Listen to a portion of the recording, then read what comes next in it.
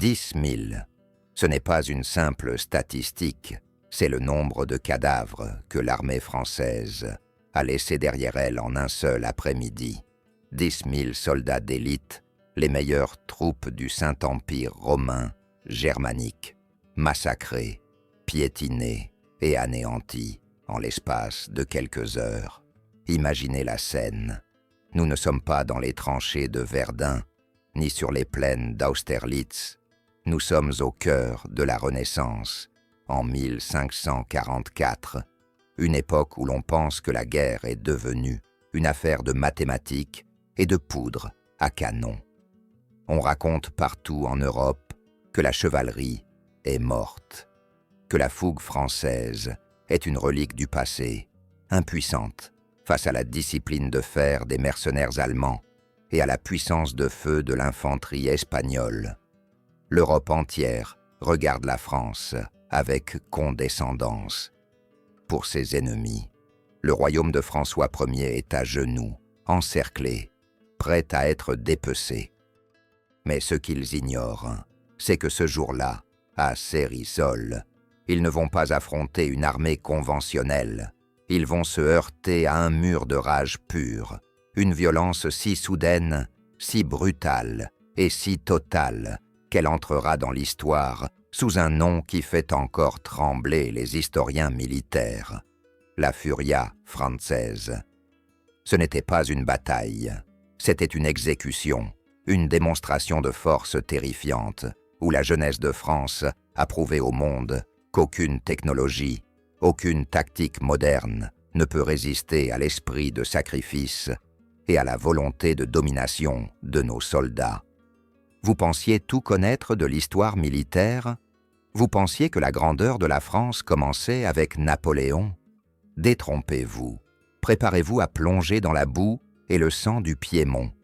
Aujourd'hui, sur l'héritage de fer, nous allons voir comment une charge suicidaire a brisé l'échine de la plus grande puissance mondiale de l'époque.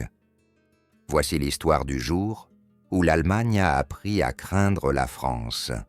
Pour comprendre l'ampleur du carnage qui va suivre, il faut d'abord réaliser dans quel étau mortel la France se trouve à cet instant précis. Regardez la carte de l'Europe de 1544. Elle est terrifiante. Le royaume est asphyxié. Au nord, à l'est, au sud, partout où le regard se pose, un seul nom domine, Charles Quint, l'empereur du Saint-Empire, le roi d'Espagne, le maître des Amériques. Il possède plus de terres que n'importe quel César avant lui. Et il n'a qu'une seule obsession, une seule idée fixe qui le réveille la nuit: écraser la France, démembrer le royaume des Lys et humilier son rival éternel, François Ier. La situation n'est pas seulement critique, elle est désespérée. Les armées impériales sont des machines de guerre parfaitement huilées, financées par l'or des incalculables trésors du Nouveau Monde. En face, la France semble isolée, fatiguée par des décennies de lutte. Et surtout, elle porte encore une cicatrice béante, une plaie qui ne s'est jamais refermée, le désastre de Pavie, survenu 19 ans plus tôt. Ce jour maudit où la chevalerie française a été décimée et où le roi lui-même a été capturé. Depuis ce jour, l'Europe entière rit des Français. On dit que leur temps est révolu. On dit que leur courage est de la folie, que leur impétuosité est une faiblesse.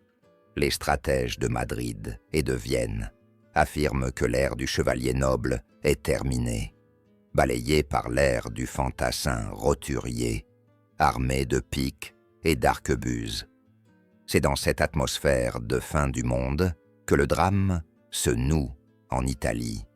Dans les collines boueuses du Piémont, l'armée française y est stationnée, mais elle est l'ombre d'elle-même.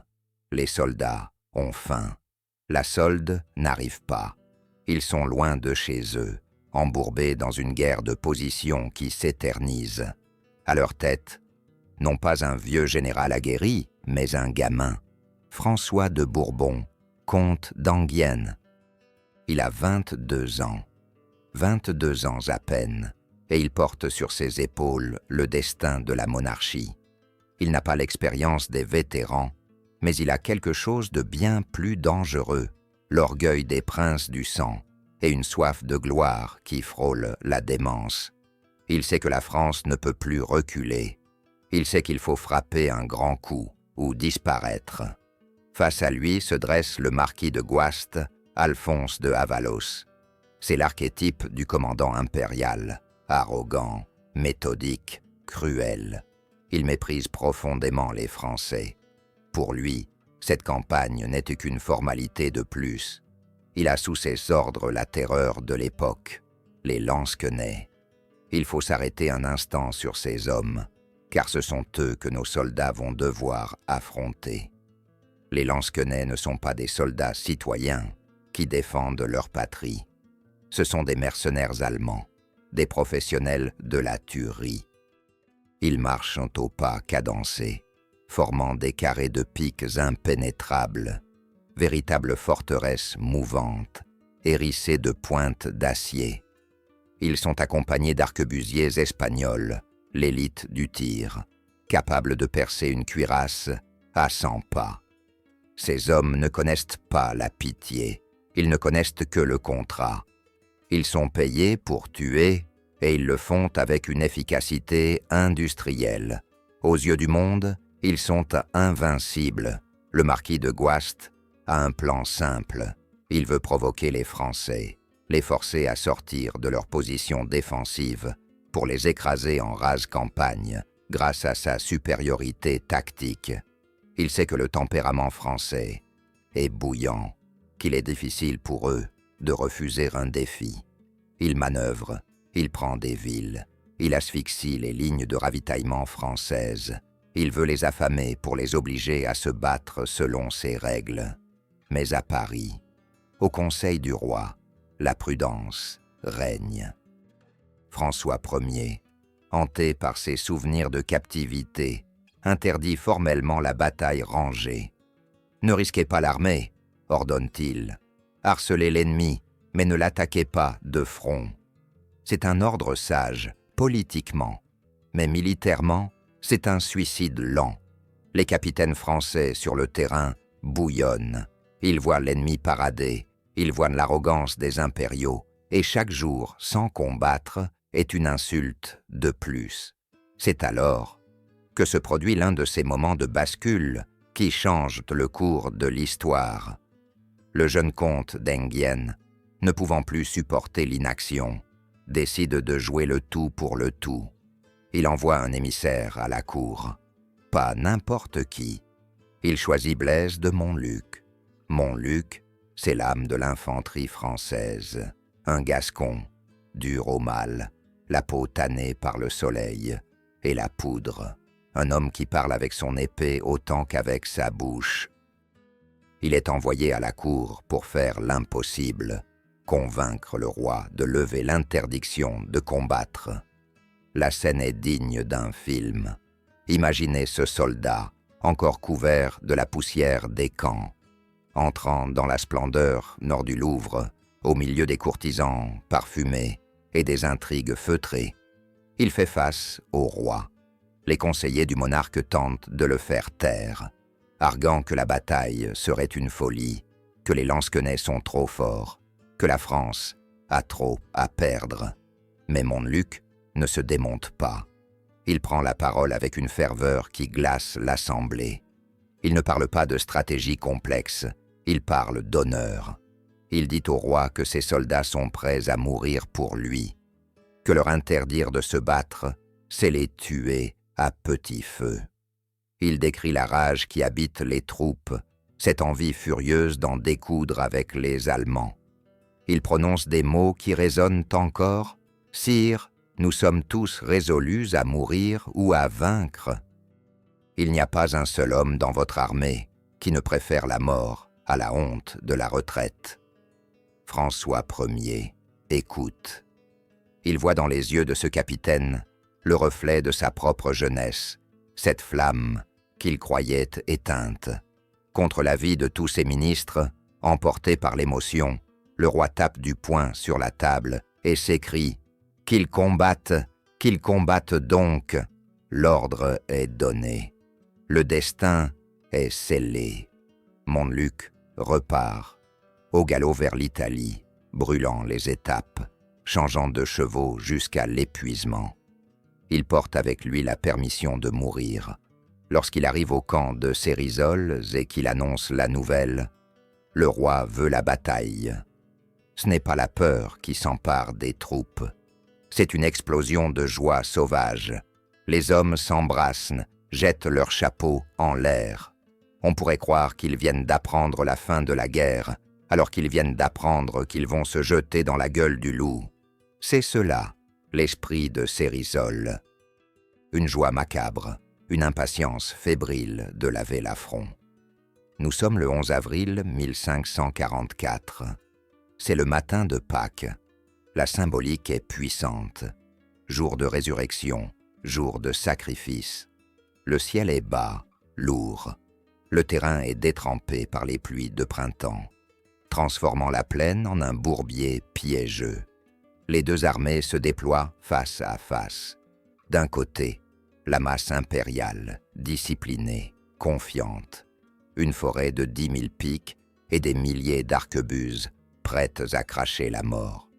Ils sont sûrs de leur victoire. Ils voient en face d'eux une armée française, hétéroclite, composée de cavaliers nobles qui semblent sortis d'un autre âge et de mercenaires suisses et gascons.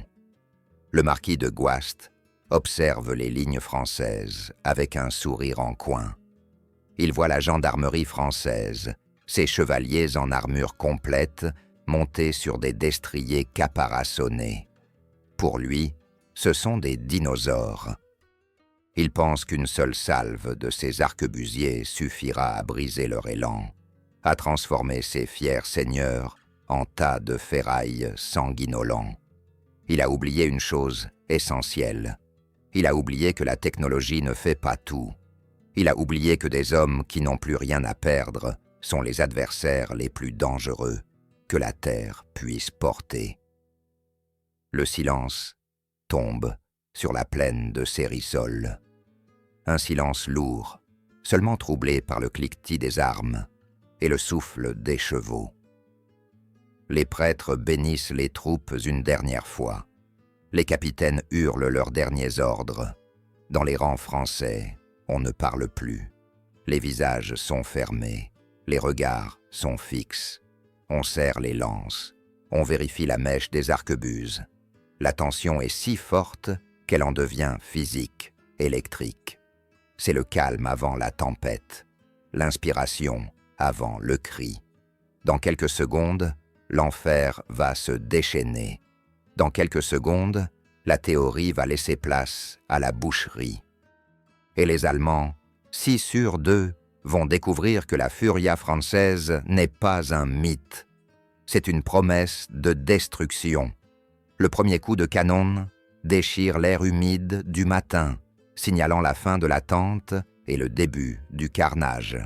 Pendant quelques instants, la fumée âcre de la poudre noire obscurcit tout, transformant la plaine en un paysage fantomatique où l'on ne distingue que des éclairs orangés.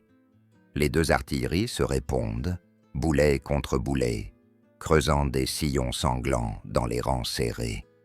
Des hommes tombent, démembrés avant même d'avoir pu croiser le fer, mais les lignes ne bougent pas. Pas encore. La discipline tient bon.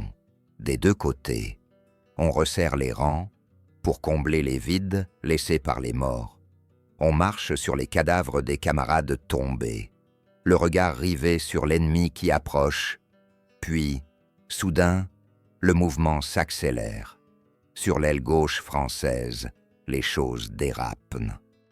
Une unité de cavalerie légère, trop impatiente, trop indisciplinée, se lance prématurément à l'assaut. C'est une erreur fatale. Il charge sans soutien, droit dans le piège tendu par le marquis de Guaste. Les arquebusiers impériaux les attendent de pied ferme. Une salve, puis deux. C'est un massacre. Les cavaliers sont fauchés comme des blés mûrs. Les survivants paniquent, font demi-tour et s'enfuient en désordre, bousculant leur propre infanterie. C'est le chaos. Sur toute une partie du front, l'armée française vacille. Elle semble au bord de l'effondrement. Les impériaux exultent. Ils voient la victoire à portée de main. Leurs carrés de pique avancent inexorablement, tel un rouleau compresseur, broyant tout sur leur passage. Pour eux, le scénario est écrit. Encore une défaite humiliante pour la France, encore une preuve de leur supériorité. Mais c'est mal connaître le cœur de l'armée royale. Car au centre, et sur l'aile droite, là où se tient le jeune comte d'Enghien, entouré de la fine fleur de la noblesse, l'ambiance est tout autre. Ils voient leurs camarades reculer, ils entendent les cris de triomphe des Allemands, et loin de les effrayer, cela les enrage. Il se passe alors quelque chose d'inouï, quelque chose qui défie toutes les règles de la guerre moderne de l'époque. Les chevaliers de la gendarmerie, ces hommes bardés de fer que l'on disait obsolètes, abaissent leurs lances. Ils ne vont pas attendre d'être encerclés. Ils ne vont pas fuir, ils vont charger. Mais pas n'importe comment. Ils vont charger de front, droit dans la gueule des canons, droit sur les carrés de piques allemands, réputés invulnérables. C'est de la folie pure, c'est du suicide. Aucun manuel militaire ne préconise une telle manœuvre. Lancer des chevaux contre un mur de pique de 5 mètres de long, tenu par des vétérans, c'est normalement la certitude de s'empaler. Le sol tremble. Le bruit devient assourdissant, un mélange de tonnerre de sabots et de cliquetis d'acier. France, France, Montjoie Saint-Denis. Les cris de guerre perçant le fracas. Ils arrivent. Ils ne sont pas nombreux, quelques centaines à peine, mais leur impact psychologique est dévastateur. Les arquebusiers allemands, qui s'attendaient à voir les Français fuir, voient au contraire une masse d'acier, étincelante, foncer sur eux à la vitesse d'un train de marchandises. Ils tirent, frénétiquement. Des chevaliers tombent, des chevaux s'écroulent, projetant leurs cavaliers dans la boue. Mais la vague ne s'arrête pas. Elle continue d'avancer, indifférente aux balles, indifférente à la mort. Et là, l'impossible se produit. Le choc. La cavalerie française percute la ligne allemande avec une violence inouïe. Le bruit de l'impact est effroyable, le craquement de milliers de lances qui se brisent, le hurlement du métal contre le métal. Contre toute attente, la ligne allemande plie. Elle ne rompt pas tout de suite, mais elle plie sous la férocité de l'assaut. Les chevaliers, leurs lances brisées, dégainent leurs épées, leurs masses d'armes, et commencent un travail de boucherie au corps à corps, frappant de haut en bas sur les casques et les épaules des fantassins. Pendant ce temps, un autre drame se joue un peu plus loin, un drame encore plus sanglant. C'est le duel des infanteries. Les Gascons de Montluc font face aux Landsknechts. Ici, pas de chevaux, pas de noblesse, juste la brutalité crue de l'homme contre l'homme. Les Gascons, des hommes du Sud, vifs, agressifs, souvent armés plus légèrement, se jettent sur les colosses allemands. C'est David contre Goliath, mais un David enragé. Montluc est au premier rang, l'épée à la main, hurlant pour galvaniser ses hommes. Il le racontera plus tard dans ses mémoires, avec une précision qui glace le sang. C'était une boucherie de pourceaux. Les arquebusiers tirent à bout portant, brûlant les vêtements de leurs adversaires avec la flamme de leurs canons. Une fois les armes à feu déchargées, on n'a pas le temps de recharger. On se bat à l'épée courte, à la dague, au poing, avec les dents s'il le faut. Les deux masses humaines s'interpénètrent. On ne distingue plus les lignes. C'est une mêlée confuse, un tourbillon de poussière et de sang, où l'on tue pour ne pas être tué.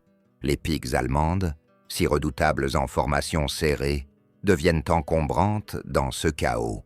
Les Français, plus mobiles, se glissent sous les hampes, se faufilent au contact, plantant leurs dagues dans les défauts des armures, égorgeant, frappant aux articulations. Les Landsknechts, ces professionnels imperturbables, commencent à connaître un sentiment qu'ils n'avaient jamais éprouvé face aux Français, la peur. Ils réalisent que l'ennemi ne s'arrête pas, qu'il ne recule pas, qu'il est prêt à tout sacrifier pour les détruire. La furia, cette fureur française, les submerge. Ils voient leurs officiers tomber les uns après les autres. Ils voient leurs étendards, symboles de leur fierté, vaciller et tomber dans la boue, piétinés par les bottes françaises. La cohésion allemande, leur plus grande force, commence à se fissurer. Le comte d'Enghien, bien qu'il ait eu son cheval tué sous lui, remonte en selle sur une nouvelle monture et rallie ses troupes. Il voit la faille, il voit que l'ennemi doute, c'est le moment critique, celui où la bataille bascule. Au lieu de laisser ses hommes souffler, il ordonne une nouvelle charge, encore une, toujours plus fort.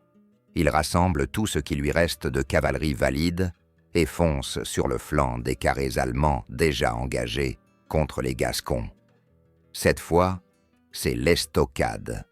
Prise en tenaille, attaquée de face par l'infanterie et de flanc par la cavalerie lourde, les Allemands craquent, le carré se disloque. Ce qui était une armée disciplinée devient une foule paniquée. Les soldats jettent leurs piques, leurs arquebuses et tentent de fuir. Mais fuir où? Le terrain est boueux, difficile. Et surtout, les Français ne sont pas d'humeur à faire des prisonniers. Le souvenir des défaites passées, des moqueries, de l'arrogance impériale remonte à la surface. Il n'y aura pas de quartier. La chasse commence. Ce n'est plus une bataille, c'est une curée.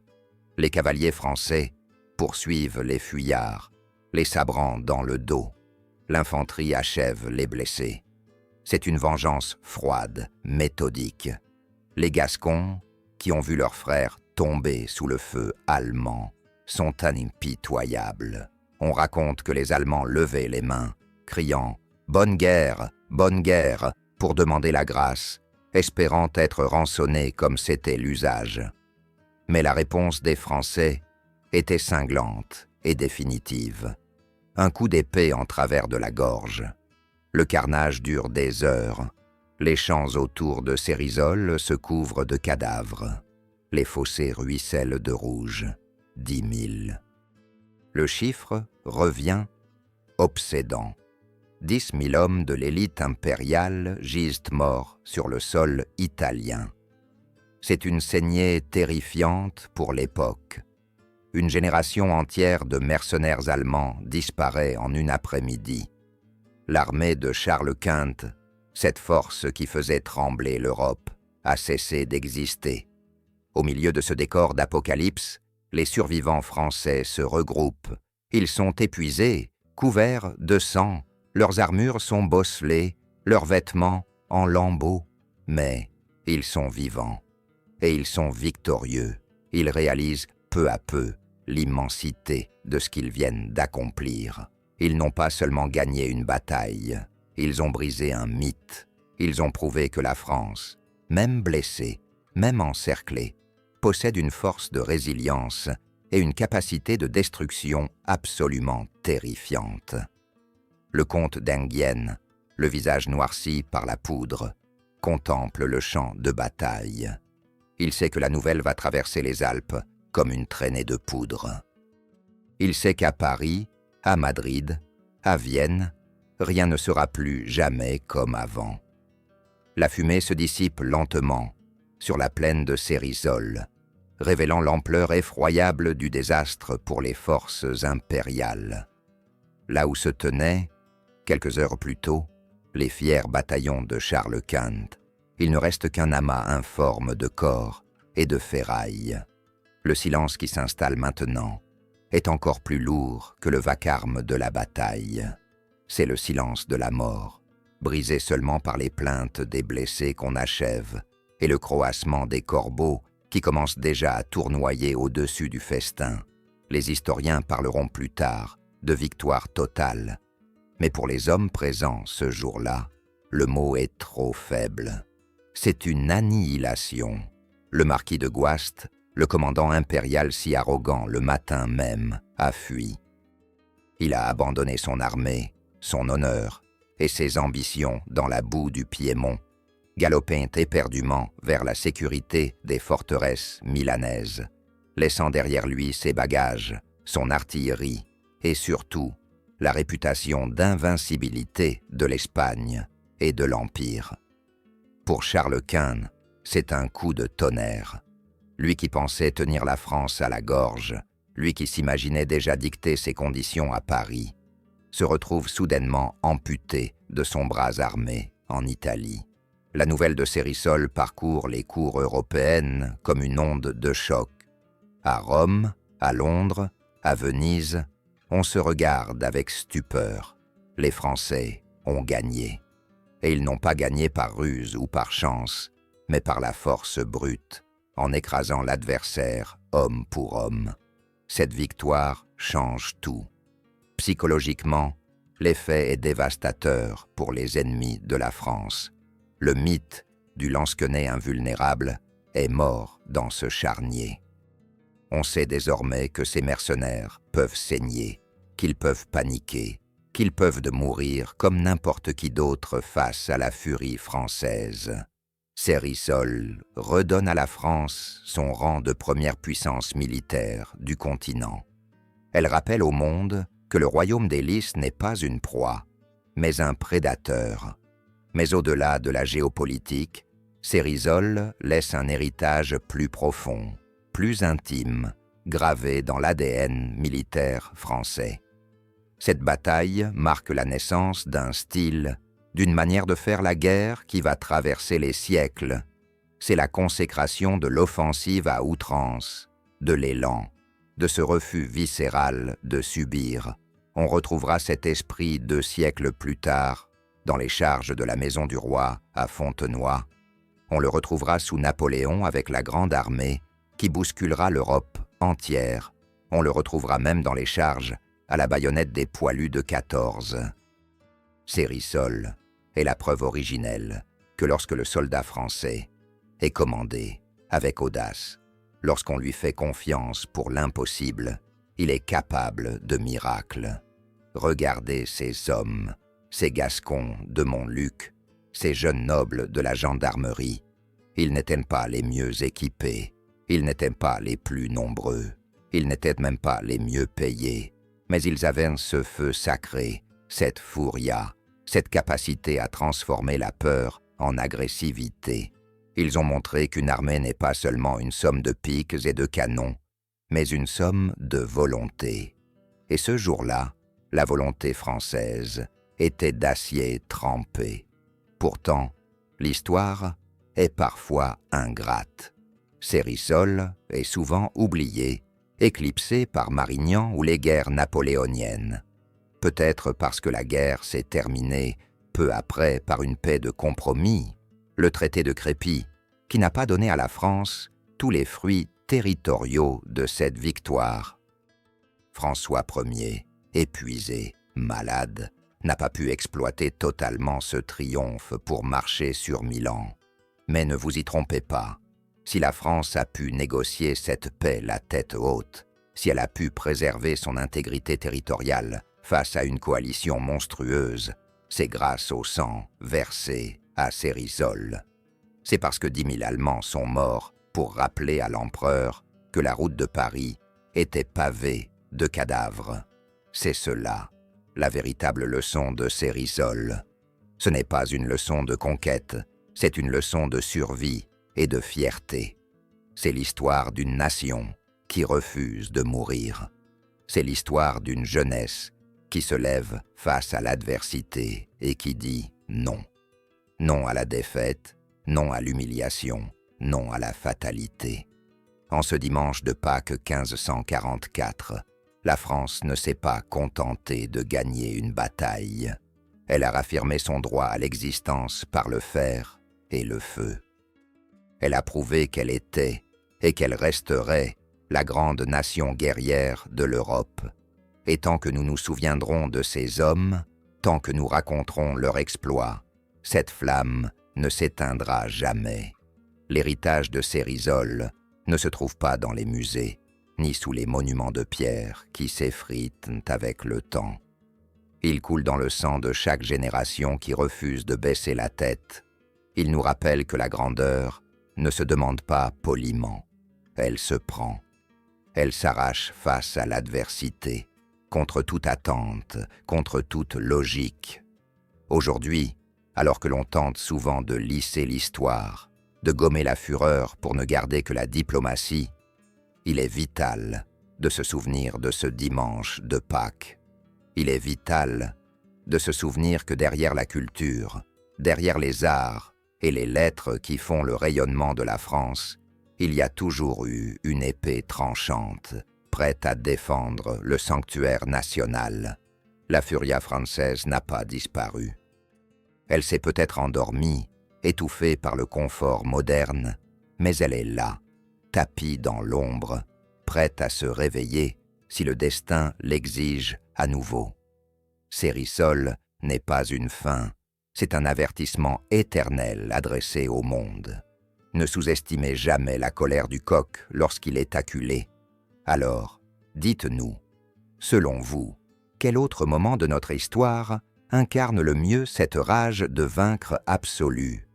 Est-ce la résistance surhumaine de Verdun, le sacrifice de la garde à Waterloo, ou une autre bataille oubliée qui mérite d'être tirée de l'oubli? Écrivez-le dans les commentaires, car c'est vous qui décidez de la prochaine légende que nous allons briser ou exalter. Si vous croyez en cette mission, si vous pensez comme nous qu'il est crucial de redonner à notre histoire la puissance épique qu'elle mérite, vous pouvez soutenir concrètement notre travail. En devenant sponsor de la chaîne via le bouton « Rejoindre », vous ne faites pas que nous aider financièrement. Vous rejoignez l'avant-garde. Vous nous donnez les moyens de produire des batailles encore plus grandioses, des récits encore plus immersifs, pour que jamais la flamme ne s'éteigne. Abonnez-vous, activez la cloche et préparez-vous. L'histoire est un champ de bataille, et nous ne faisons que commencer à le reconquérir. C'était l'héritage de fer. Souvenez-vous de qui vous êtes. À la prochaine charge.